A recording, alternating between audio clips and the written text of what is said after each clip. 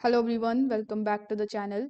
In today's video, we are going to be reviewing Epos Now, which is a point of sale system provider to help you understand its offering, pricing, and user experiences.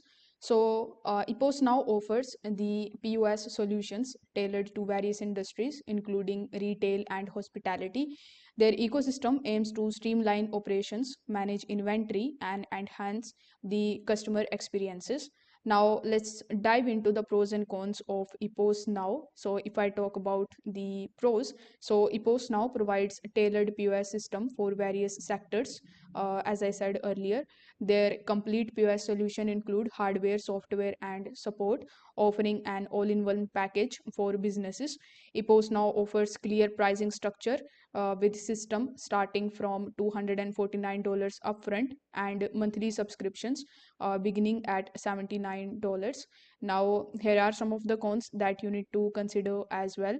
Like some users have reported challenges with customer support, citing unresponsiveness and difficulties in resolving the issues. You can find the complete post on Reddit. There are reports of the unexpected charges, such as inactivity fees, even for services not activated. Users have experiences with the website and the app functionality as well that affects the overall usability. As I said earlier, according to the user experiences with epos now are quite mixed.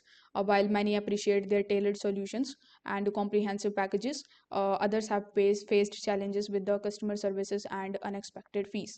So, in a conclusion, I can say that EPOS now offers industry specific POS solution with transparent pricing.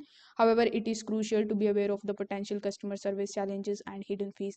As always, conduct your own thorough research and consider your business's unique needs before making a decision.